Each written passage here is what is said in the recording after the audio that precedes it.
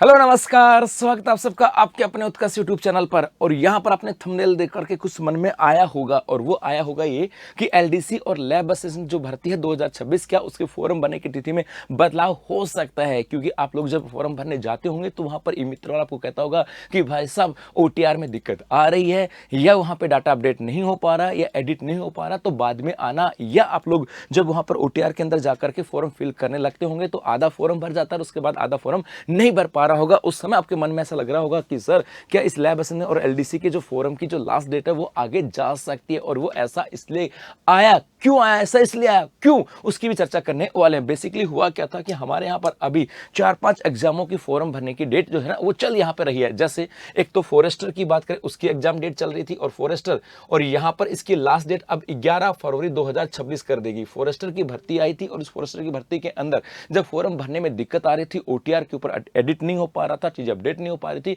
और फॉर्म नहीं भरा जा रहा था, तो राजस्थान कर्मचारी चयन बोर्ड ने कहा कि हम इसकी एग्जाम डेट आगे बढ़ा देते हैं। तो एक तो ये यहां से आता है। दूसरा, यहां पर महिला परीक्षक की जो भर्ती आई थी उसके अंदर भी सेम समस्या आई थी और उसकी एग्जाम डेट भी बढ़ा करके 11 फरवरी कर दी। अर्थात यहां पे 2 एग्जाम डेट बढ़ा दी गई।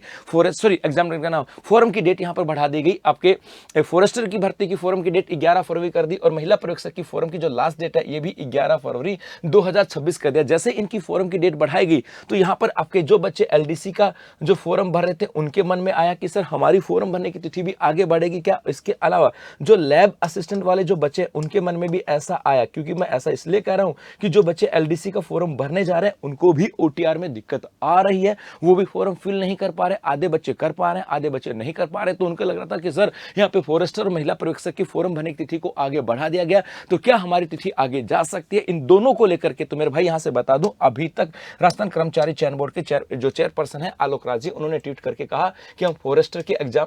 जो फॉर्म की जो डेट है वो 11 फरवरी कर रहे हैं, महिला परीक्षक की फॉर्म की डेट हम 11 फरवरी कर रहे हैं। इसके अलावा यहां पर आपकी जो लैब असिस्टेंट की बात करें इसके अंदर और आपके एलडीसी के अंदर अभी ऐसा कुछ भी बदलाव नहीं है। तो जिन बच्चों ने अभी तक फॉर्म नहीं भरा है उनके लिए बड़ी अपडेट है कि आपको अभी से अभी अपने ई मित्र पे जाना और वहां पे जाकर के फॉर्म को फिल करवा लो, क्योंकि हो सकता है अभी जो ओटीआर में दिक्कत आ रही है ये दिक्कत आगे भी हो, और उसके बाद में जब आपके यहाँ पर एलडीसी की जो 13 फरवरी है लास्ट फॉर्म भरने की तिथि, उसके बाद जब आप उसके आसपास जाओ, 10 तारीख हो गए, 11 को गए, 12 को गए, अभी तक तो बच्चों ने फॉर्म नहीं भरा और अचानक से 11-12 को जाओगे तो उसके बाद में तो साइट के ऊपर यहाँ पर ये कह सकते हैं उसके ऊपर